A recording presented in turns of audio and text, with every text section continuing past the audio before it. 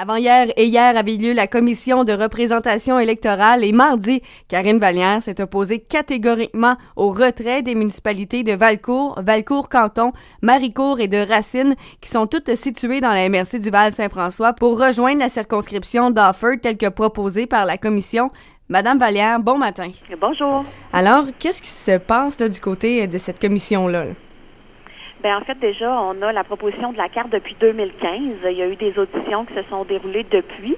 Il était maintenant tour aux députés d'avoir la possibilité de s'entretenir avec les membres de la commission à l'Assemblée nationale hier. Alors, je m'étais inscrite pour pouvoir donner mon opinion personnelle et en tant que députée, évidemment, sur ces modifications qui sont proposées. Vous proposez de renommer la circonscription Richmond-Rock-Forest, mais là, il faut dire que les gens de ces comtés-là ont été barouettés un peu partout. En 2011, ils étaient dans Johnson. En 2012, ils étaient devenus dans Richmond. Et là, on les enverra ailleurs pour la prochaine élection en 2018. Ça n'a vraiment pas de sens, là. Oui, ça, c'est pour la portion de la grande région de Valcourt. Effectivement, le but de la commission de la représentation électorale, c'est de faire en sorte que chaque individu ait son poids dans l'échiquier démocratique, mais encore faut-il les inciter à aller voter. Alors, j'ai pu faire la démonstration devant les membres de la commission que de changer de comté à chaque 2 élections fait en sorte que les gens ne s'y retrouvent plus trop. Et compte tenu que c'est pour l'instant un changement que cosmétique, parce que c'est quand même pas une si grande région qui veut l'enlever au comté de Richmond, ce que je demande, c'est plutôt un statu quo en ce sens.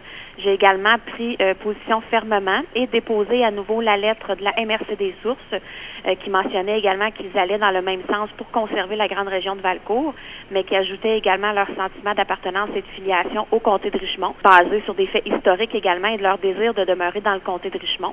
Alors, ce n'était que de la prévention pour le fait qu'on le mentionnait, parce que la MRC des Sources n'est pas touchée pour l'instant dans leur proposition, mais également étant députée de cette nouvelle circonscription de Richmond depuis 2012.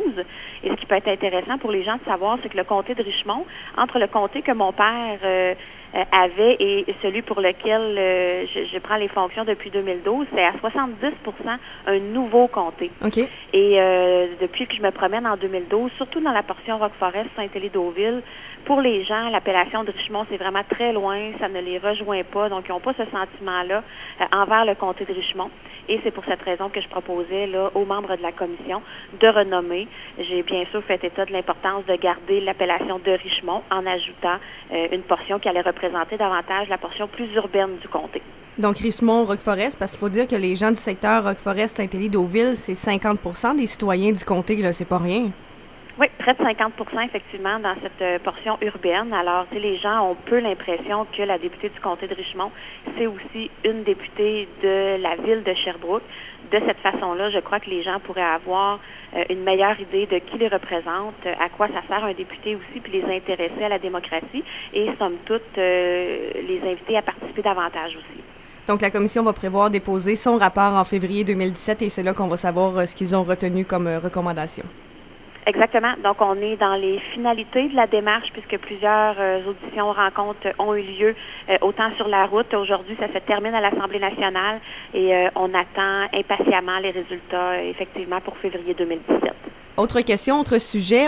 Automne dit nouvelle session parlementaire. Comment voyez-vous votre session parlementaire? J'imagine qu'il y a beaucoup de projets. Ça va être très occupé pour vous, là. Vraiment, je pense que ce sera la plus grosse session que j'aurai vécue jusqu'à maintenant là, en tant que députée. Premièrement, mes tâches d'adjointe parlementaire au premier ministre m'occuperont beaucoup, comme ils m'ont occupé beaucoup durant l'été également. Vous savez qu'on a déposé en mars dernier la politique québécoise de la jeunesse qui s'étalera sur les 15 prochaines années. Et je dois maintenant je travaille sur le dossier avec le premier ministre pour l'automne, la stratégie d'action jeunesse, donc le premier 5 ans. La politique québécoise donne de grandes théories des orientations gouvernementales, mais maintenant, par la stratégie d'action, ce sera du concret. C'est là où il y a des sommes qui sont octroyées dans des organismes. Alors, on est vraiment très terrain.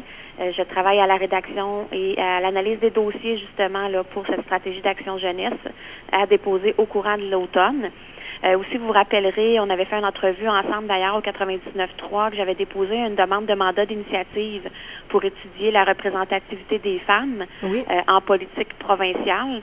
Normalement, au cours de cette session-ci, on devrait être appelé à avoir des rencontres avec la Commission des relations avec les citoyens pour pouvoir commencer ou continuer ce mandat d'initiative. Puis, je siège également sur 2 commissions parlementaires, soit celle des transports et de l'environnement, où les auditions, les consultations, par contre, sont terminées. On vient de terminer sur la loi pour les véhicules zéro émission. Et également, je siège sur la commission des relations avec les citoyens, où il y aura plusieurs mandats, entre autres en immigration, mais concernant les femmes autochtones également au courant de l'automne.